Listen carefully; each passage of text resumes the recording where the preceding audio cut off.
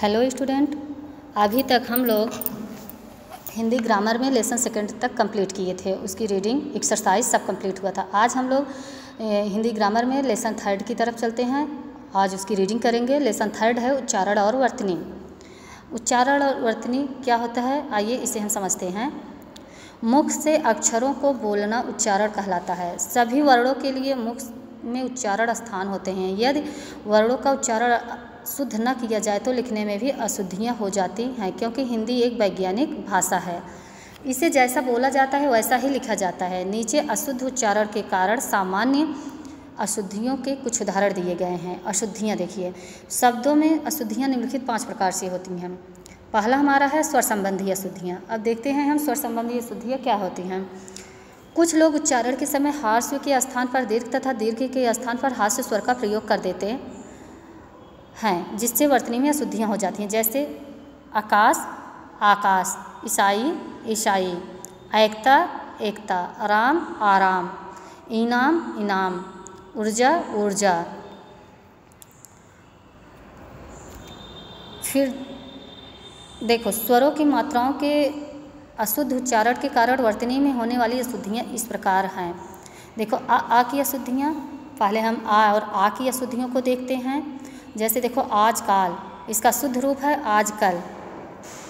चाहिए, चाहिए, दावत, दवात, साप्ताहिक, साप्ताहिक।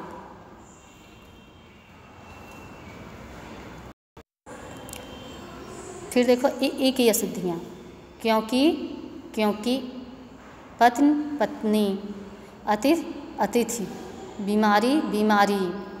ओ की अशुद्धियाँ, कृपालु, कृपाल, तूफान, तूफान। फिर देखो, प्रभ, प्रभु, प्रभु, प्रभ, शून्य, शून्य। ए की अशुद्धियाँ, ऐसा, ऐसा, हैरानी, हैरानी, जय, जय, पैदावार, पैदावार, ऐश्वर्य, ऐश्वर्य, दैनिक, दैनिक। री और र की अशुद्धियाँ होती हैं। कैसे लोग कैसे गलत बोलते हैं, गलत उच्चारण करते हैं तो गलत लिखते भी हैं। देखो, ऋतु, ऋतु, गृहस्थ, गृहस्थ, कृष्ण, कृष्ण, घृणा, घृणा, पृथक, पृथक, पृथ्वी, पृथ्वी। ओ की अशुद्धियाँ, अशुद्ध और शुद्ध शब्द को देखो कैसे होता है। अलौकिक, अलौकिक, नौकर, नौकर, पौधा, पौधा, परलोक, परलोक, तौलिया, तौलिया, त्योहार, त्योहार। अनुस्वार तथा अनुनासिक की अशुद्धियाँ, कुछ वर्ड होते हैं, कुछ शब्द होते हैं जो अनुस्वार और अनुनासिक की भी अशुद्धियाँ उसमें होती हैं। कहीं पे बिंदी लगाना है तो वहाँ चंद्र बिंदी का प्रयोग करते हैं, कहीं चंद्र बिंदी की जगह बिंदी का प्रयोग कर देते हैं। मतलब अनुस्वार की जगह अनुनासिक, अनुनासिक की जगह अनुस्वार।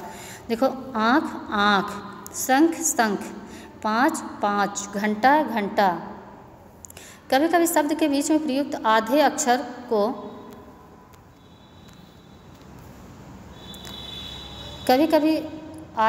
को शुरू शब्द में अनावश्यक मात्राओं को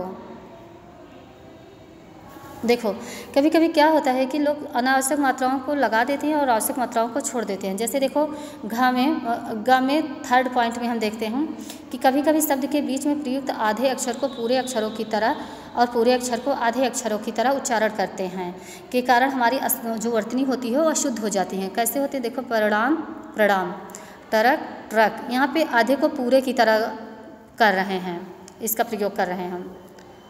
कार्ड, कार्ड, कृपया, कृपया, धर्म, धर्म, बल्ब, बल्ब। अब फिर देखो, घ में किस शब्द में अनावश्यक मात्राओं के लगाने और आवश्यक मात्राओं को छोड़ देने से भी वर्तनी में अशुद्धियाँ आ जाती हैं। जैसे वापिस, वापस, वृक्ष, वृक्ष, कवियत्री, कवित्री, गृहिणी, गृहिणी।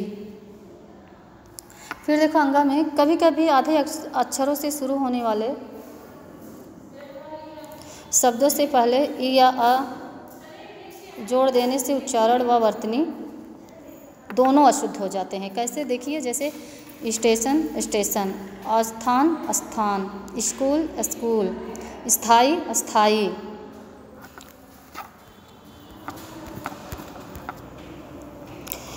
इस तरह से ये स्वर संबंधी अशुद्धियाँ थी, जो कि हम इसका जैसे अशुद्ध उच्चारण करेंगे वैसे अशुद्ध इसको लिखते भी हैं।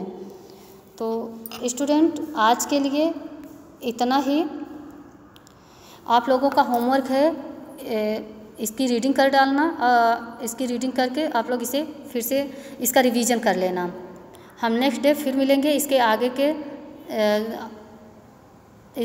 नेक्स्ट डे हम फिर मिलेंगे इसके आगे चैप्टर के साथ, पॉइंट इसके आगे की पॉइंट के साथ। तब तक के लिए थैंक यू।